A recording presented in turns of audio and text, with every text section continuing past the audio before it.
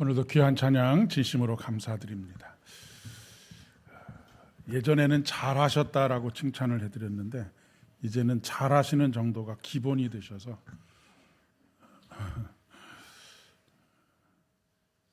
더 큰 은혜가 깊어지는 그런 찬양 올려드릴 수 있기를 축복합니다.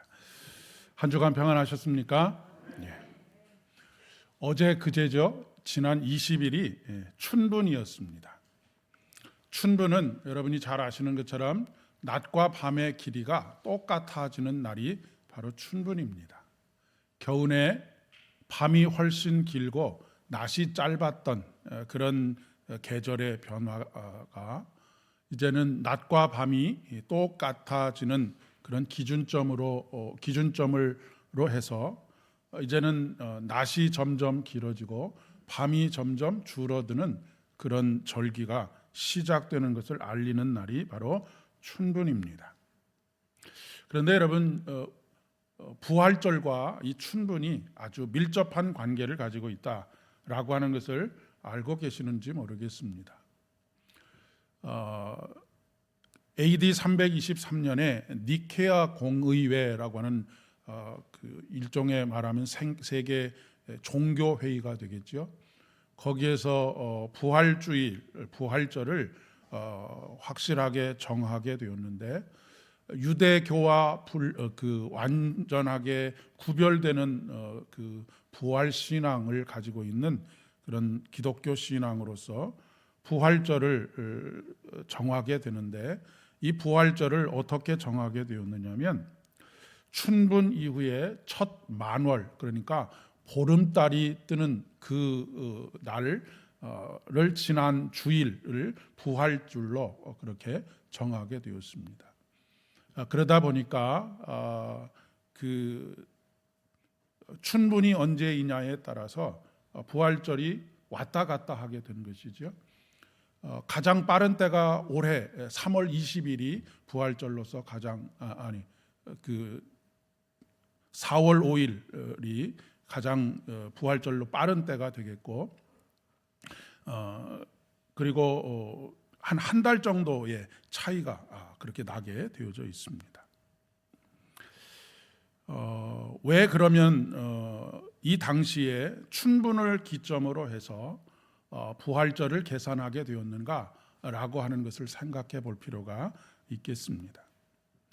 춘분은 생명이 돋아나는 그런 계절일 뿐만 아니라 앞서서 말씀드렸던 것처럼 이 춘분을 기점으로 해서 어둠이 더 길었던 계절이 이제는 낮이 더 길어지는, 이 세상에 빛이 더 많이 점점 비춰지는 그런 절기가 되었기 때문에 이 부활절을 춘분을 기점으로 해서 그 보름이 지난, 그러니까 보름달이라고 하는 것은 꽉 차 있다라고 하는 그런 의미가 아니겠습니까? 그것을 지난 주일, 이것을 부활절로 지키게 되었다라고 하는 것입니다.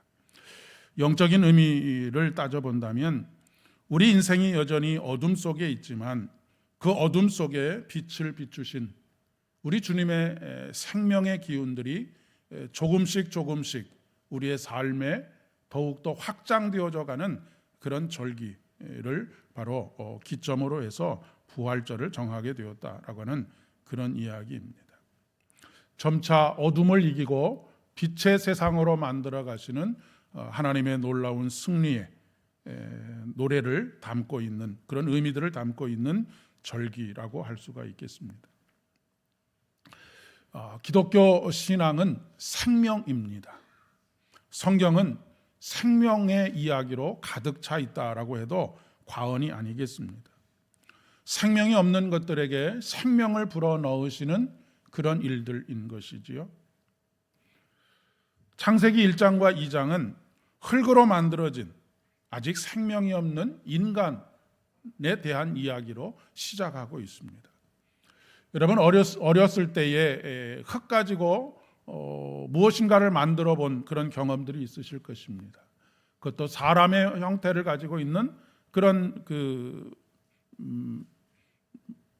사물을 만들어 보신 그런 경험도 있을 것입니다. 그런데 우리의 손으로 만든 그 흙으로 만들어진 사람의 모양은 그냥 집으로 돌아가게 되면 버려지거나 발에 밟혀지거나 그렇게 됩니다. 왜냐하면 그것은 먼지에 불과한 것이기 때문에 그렇습니다.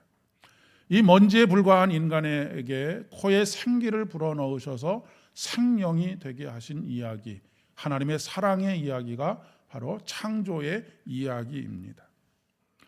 아담은 한 남자 개인의 이름이기도 하지만 아담이라고 하는 것은 인간을 의미하는 것입니다. 아담은 아다마라고 하는 단어에서 나왔는데 아다마라고 하는 단어는 흙을 뜻하는 것입니다. 그렇기 때문에 이 아담이라고 하는 것은 인간은 무엇이냐? 바로 흙에서 온 존재라고 하는 것을 이야기하는 것입니다.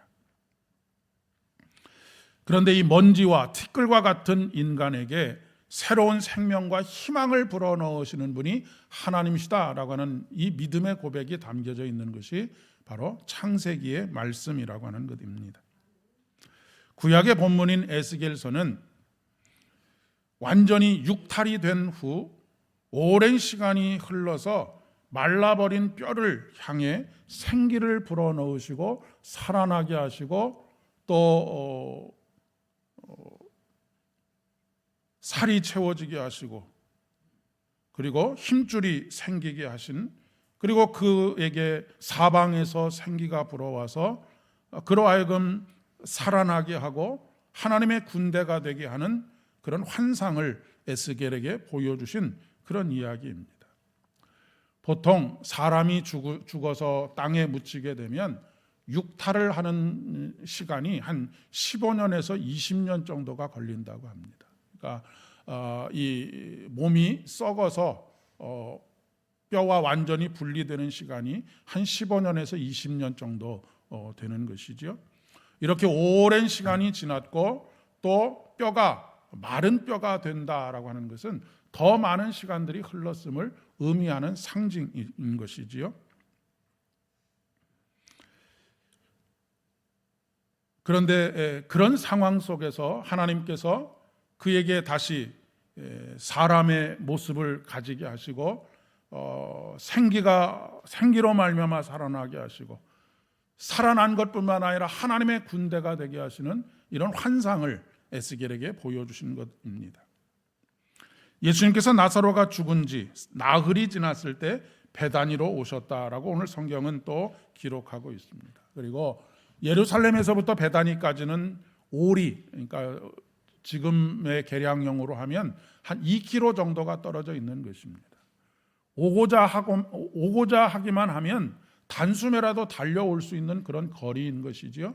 그런데도 불구하고 예수님께서는 나흘을 기다리셨다가 베다니에 오셔서 죽은 나사로를 살려주신 이야기가 기록이 되어져 있습니다. 인간에게는 두 가지 시간이 있다는 말씀을 여러 번에 걸쳐서 말씀을 드렸습니다.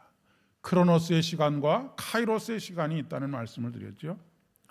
크로노스의 시간은 하루 24시간, 1년 365일, 우리가 매일매일 먹고 자고 또 숨쉬는, 그래서 그렇지만 붙잡을 수 없이 흘러가는 그런 시간을 말하는 것입니다. 반면에 그리스도인들에게는 또 다른 시간이 주어집니다. 바로 카이로스의 시간입니다. 카이로스의 시간은 정확하고 결정적인 순간을 의미합니다. 하나님께서 우리에게 부여하시는 특별한 기회를 의미하는 것입니다. 여러분이 만약에 어떤 곳에 들어가기를 원했는데 날짜가 지나가게 되면 기회가 완전히 박탈되지 않습니까? 기회가 완전히 박탈되게 되면 우리는 좌절하고 절망할 수밖에 없습니다. 기회가 더 이상 없기 때문에 그렇지요. 그런데 이 카이로스의 시간이라고 하는 것은 하나님께서 우리에게 더 이상 기회를 얻지 못하는 우리에게 특별한 기회를 주시는 것이 바로 카이로스의 시간입니다. 그렇게 특별한 기회가 주어진다면 우리는 새로운 희망을 꿈꿀 수 있게 되는 것이죠. 우리 하나님께서는 우리의 삶의 모든 순간이 바로 이 카이로스의 시간, 특별한 기회가 주어지는 그런 시간들로 살아가기를 원하십니다. 하나의 문이 닫히면 또 하나의 문을 열어주시는 분이 하나님이시기 때문에 그렇습니다. 인생에 있어서 하나의 문이 닫혔다라고 하는 것은 이제는 더 이상 기회가 없는 것을 말하는 것입니다. 그런데 하나님께서는 하나의 문이 닫혔을 때 반드시 또 다른 하나의 문을 열어주십니다. 이것이 바로 카이로스의 시간, 하나님께서 우리의 삶에 개입해 오시는 시간입니다. 시편의 시인은 이렇게 노래하고 있지요.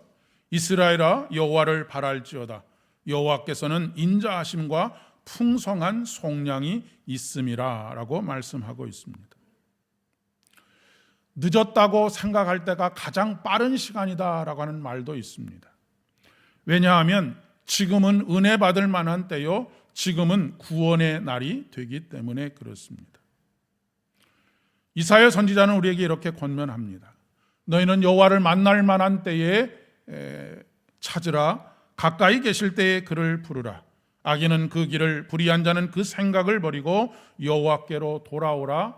그리하면 긍휼히 여겨 주시리라 라고 말씀하고 있습니다. 여호와를 만날 만한 때, 그때는 10년 후, 20년 후가 아니라 바로 지금 여기를 말하는 것입니다. 특별히 우리 인생의 문이 닫혔다고 생각하는 그 좌절과 절망의 순간, 더 이상은 기회가 없다고 생각하는 그 순간이 바로 은혜 받을 만한 때요, 구원의 날이라고 말씀하고 계시는 것입니다. 그렇기 때문에 우리가 우리의 삶을 돌이켜서 그분을 다시 찾고 그분을 다시 부르며 하나님께 돌아오게 될 때에 하나님께서 우리를 긍휼히 여겨 주실 것이다 라고 하는 말씀입니다. 이어지는 12절과 13절의 말씀에서는 이렇게 말씀하십니다. 너희는 기쁨으로 나아가며 평안으로 인도함을 받을 것이요 산들과 언덕들이 너희 앞에서 노래를 바라고 들의 모든 나무가 손뼉을 칠 것이며 잣나무는 가시나무를 대신하여 나며 화석류는 찔레를 대신하여 날 것이라. 이것이 여호와의 기념이 되며 영영한 표징이 되어 끊어지지 아니하리라 라고 말씀하십니다. 우리 인생에 가시나무가 필 때가 있습니다. 우리 인생에 찔레가 자랄 때가 있지요. 그것이 우리를 찌르기도 하고 우리의 마음에 상처를 주기도 하고 우리를 낙심하게 하고 우리를 절망하게도 만드는 것들입니다. 그러나 은혜 받을 만한 때 구원의 날인 것을 알고 우리가 다시 하나님께로 돌아오게 될 때 그분이 긍휼히 여기셨을 뿐만 아니라 가시나무를 대신하여 잣나무가 나게 하시고 찔레를 대신하여 화석류 나무가 자라게 하신다라고 그렇게 말씀하고 있습니다.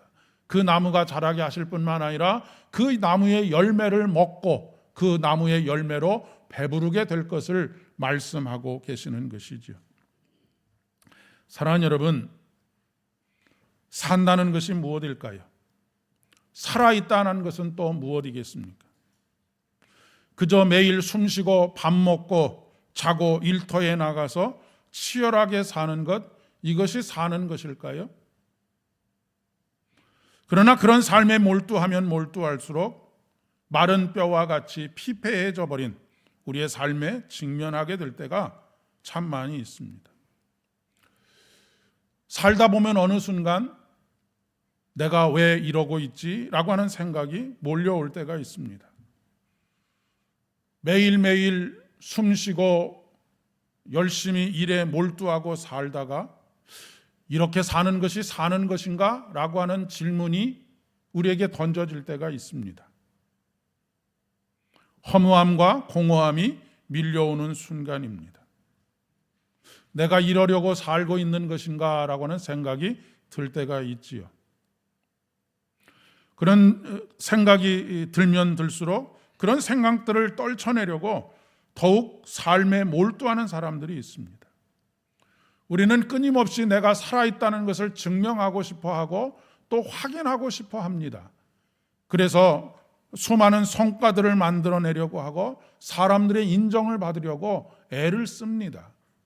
그러나 사람의 인정을 받으려고 하면 할수록 성과를 만들어내면 낼수록 우리의 마음에는 그것이 꽉 찬 생명으로 경험되어지기보다는 내가 일을 하려고 세상을 살아가고 있는가라고 하는 그런 생각에 귀결될 때가 참 많이 있습니다.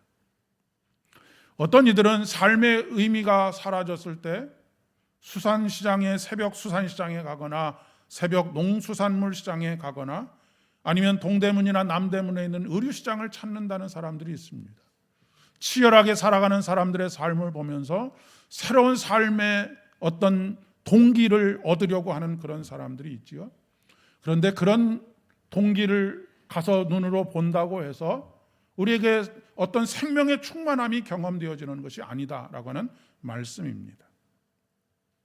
오히려 더 깊은 수렁으로 빠져들게 됩니다. 그럴 때 우리에게 필요한 것은 무덤이 열리고 무덤에서 걸어 나오는 것입니다. 하나님께서는 에스겔 선지자를 통해서 말씀하십니다.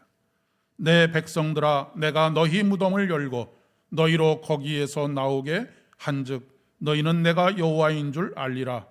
내가 또 내 영혼을 너희 속에 두어 너희가 살아나게 하고 내가 또 너희를 너희 고국 땅에 두리니 나 여호와가 이 일을 말하고 이룬 줄을 너희가 알리라 라고 말씀하고 있습니다.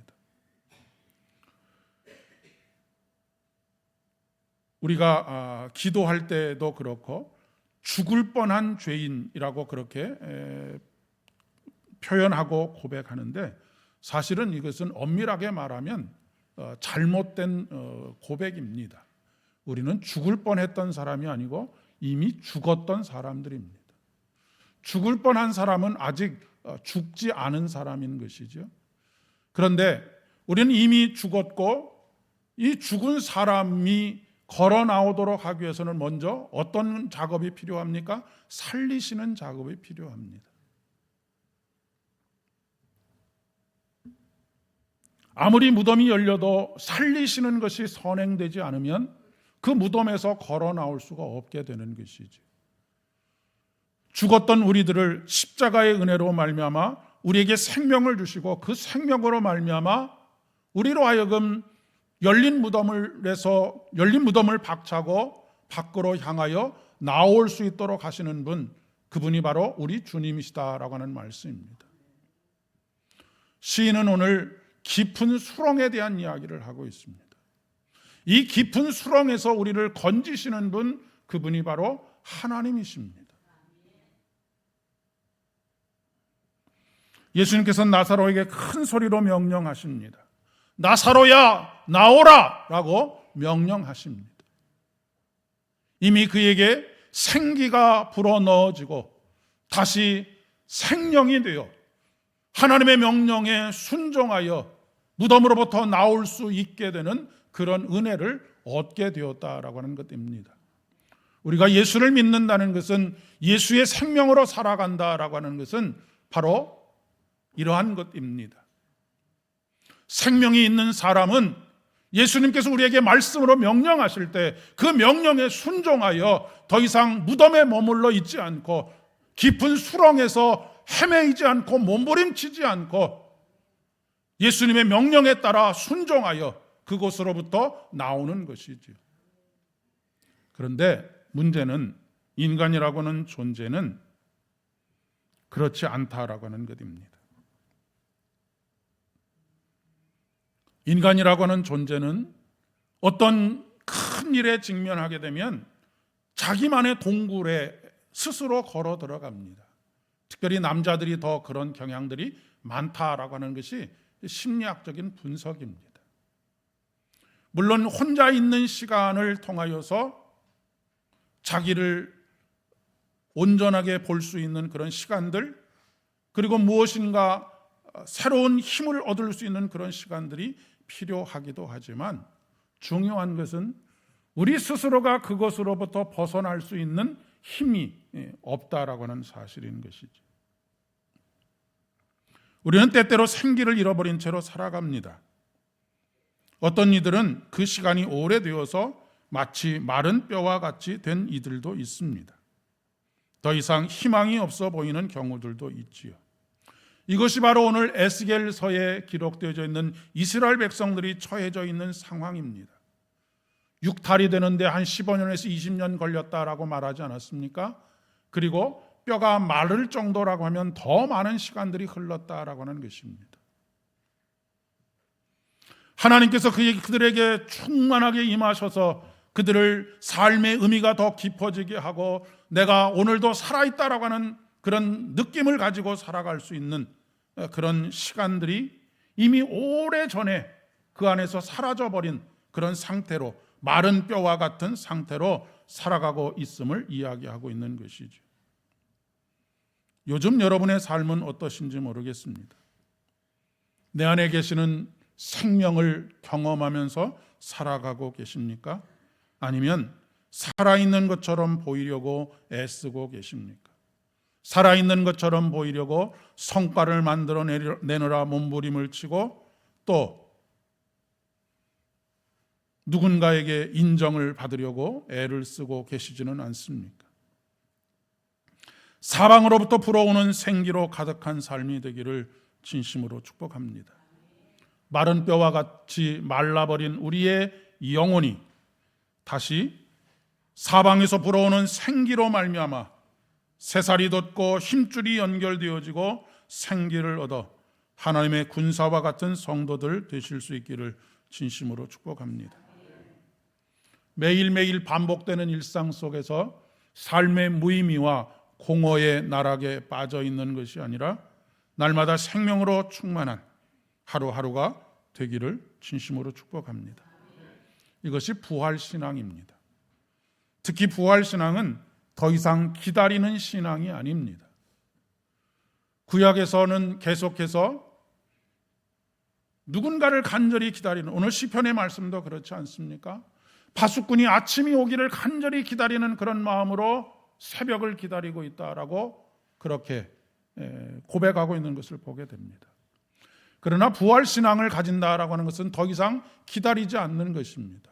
더 이상 머물러 있지 않는 것입니다. 더 이상 무덤에 머물러 있거나 더 이상 깊은 수렁에 빠져 좌절하거나 절망하거나 주저앉아 있는 것이 아니다라고 하는 말씀입니다. 부활신앙은 오늘 여기를 살아가는 신앙입니다. 부활신앙은 오늘을 즐거워하고 오늘을 감사하며 오늘을 기뻐하고 오늘을 찬양하면서 사는 신앙이 바로 부활신앙입니다. 그런데 우리는 매년 부활주의를 맞이하고 부활의 신앙을 가지고 살아간다 하지만 그렇지 못할 때가 참 많이 있습니다. 감히 이런 상상을 한번 해봅니다. 나사로야 나오라라고 하는 예수님의 명령에 대해서 나사로가 머뭇거리거나 거기에서 무덤에서 걸어 나오지 않았다고 한다면 어떻게 되었을까라고 하는 생각을 해보게 됩니다. 여전히 좌절과 절망의 눈물만이 그 주변에서 가득 채워지지 않았겠습니까? 그런데 그 나사로야 나오라라고 하는 명령에 순종하여 나왔을 때 두루 다니며 많은 이들에게 살아계신 하나님을 증거할 수 있는 그런 삶을 살게 되지 않았습니까?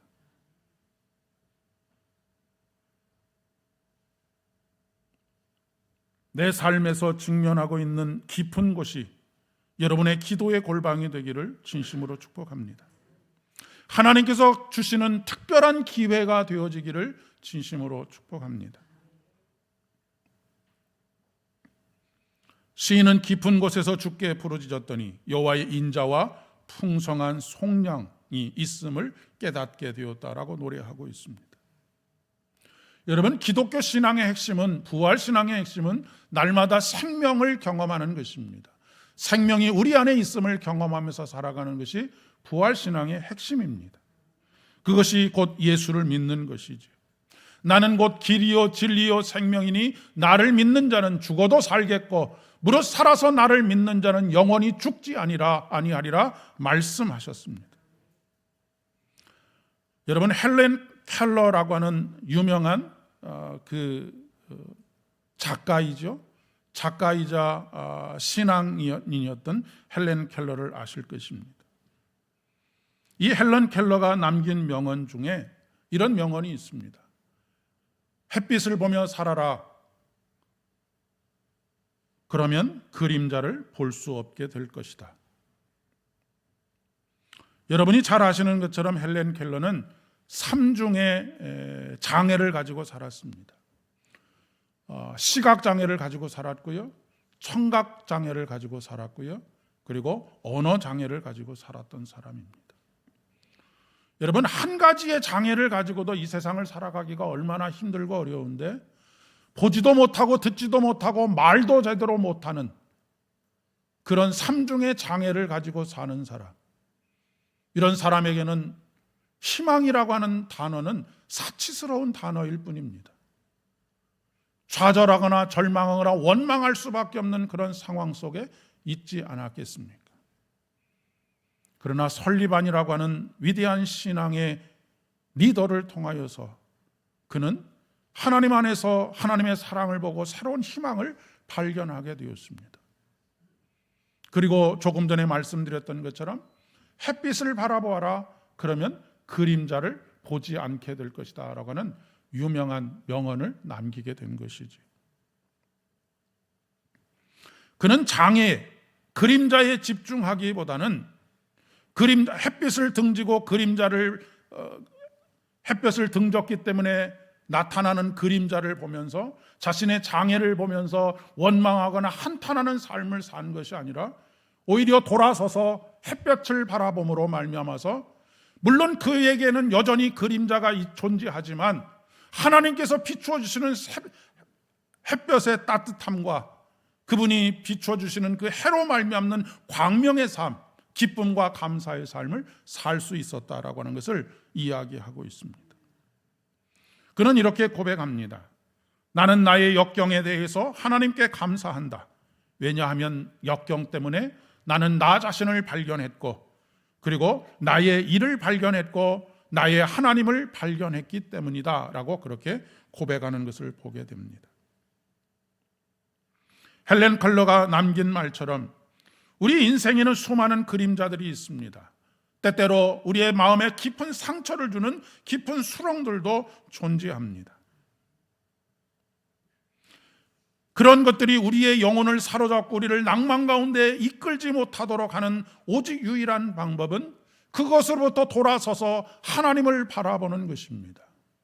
해를 바라보게 될 때에 여전히 그림자는 있지만 그림자가 그의 삶을 지배할 수 없는 것처럼 우리가 하나님의 은혜를 바라보게 될 때에 더 이상 우리는 우리의 삶의 고단한, 그리고 허무한, 공허한 그런 것들로 인하여서 우리의 마음을 빼앗기지 않을 수 있게 된다는 것을 말씀하고 있습니다. 해를 바라보면 햇살이 비추듯 오늘도 온전케 하시는 우리 주님을 바라보는 저와 여러분 되기를 소망합니다. 사방에서 생기가 불어와 영혼을 솟행케 하시는 우리 주님의 은혜와 사랑으로 충만한 그런 한 주가 되기를 축복합니다. 기도하겠습니다. 아버지 하나님, 은혜를 진심으로 감사를 드립니다. 오늘도 지난 한 주간 동안에 우리의 삶의 어두운 것들을 바라보며 좌절하고 절망하고 되어지지 않는 일들로 인하여서 포기하며 공허하며 그런 마음으로 살아왔던 시간들, 오늘 주님을 바라보게 하시고 여전히 그림자가 있지만 우리 주님께서 우리에게 비춰주시는 햇살의 강렬함과 따뜻함 속에 새로운 희망을 발견할 수 있도록 은혜를 더하여 주시오니 진심으로 감사를 드립니다. 이번 한 주의 삶도 온전히 모든 순간 모든 장소에서 오직 은혜를 베푸시는 우리 주님을 바라보며 그 안에 있는 희망을 발견하게 하여 주옵시고 그 안에 있는 희망으로 말미암아 감사와 찬양과 영광을 노래할 수 있는 우리들이 되어질 수 있도록 은혜를 더하여 주시옵소서. 예수님의 이름으로 기도드립니다.